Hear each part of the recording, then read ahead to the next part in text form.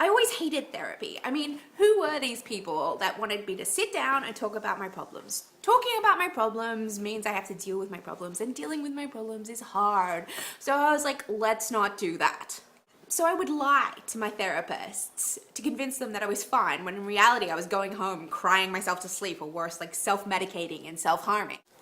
I thought I was so smart being able to fool them, but really I was a complete idiot. The only person I was hurting was me. The thing was, I thought I was way better at dealing with all my problems by myself, you know? I thought, who knows me better than me? But that's complete bullshit. The only thing I was good at doing was repressing everything until eventually it kind of like built up so much that it exploded, ruining the life I had built for myself while I was living in a state of denial.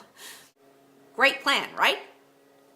I mean, it was good for a little while, but it always ended up in the same place. With me in my cupboard, crying and contemplating suicide. It really is true when people say that you can only help people who want to help themselves. But when it comes to mental illness, it's like at least 50% society's fault. Because when you feel depressed, people tell you to man up and deal with it. So it's like society tells us that depression is our fault, and then the idea of getting help becomes a failure on our part. Here's the thing though, you would never judge anyone for going to the doctor because they have pneumonia.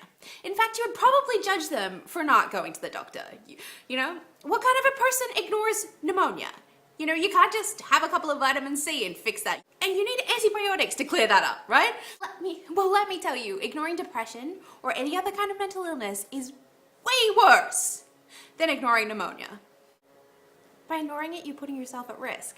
I know it's super hard to ask for help. I mean, do you know how hard it is for me to even like make this video and post it online? There's this voice in the back of my head telling me that people are going to judge me and people are going to think that I'm weak. You know, the point is that people are going to judge me for being some kind of a failure because everybody else deals with being sad, right? Asking for help is not a sign of weakness. It is a sign of strength. What people don't seem to understand is that these diseases work through isolation. My depression doesn't want me to get help. It wants me to stay isolated so it can control me.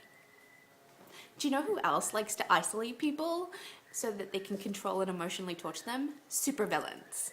So, if you look at it that way, I am essentially fighting a supervillain. There's a reason I'm called UndieGirl.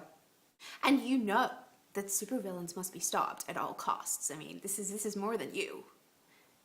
This is about the world.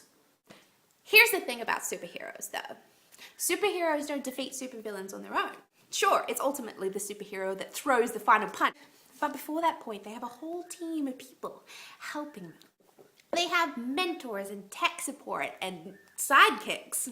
So, like, I always think of myself as UndieGirl. UndieGirl is locked in a constant battle with her arch nemesis depression. But between the epic fight, she uses her team to prepare for the onslaught. If you are a superhero fighting a mental illness, then you need a backup team. Superhero is only as good as their team.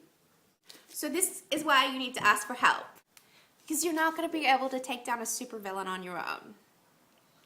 So by making the effort to ask for help, to seek help, you're taking the first steps to becoming a superhero.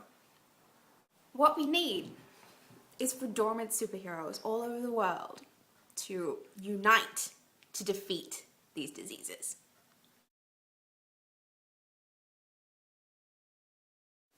Asking for help makes you a hero, and the world could always use more superheroes.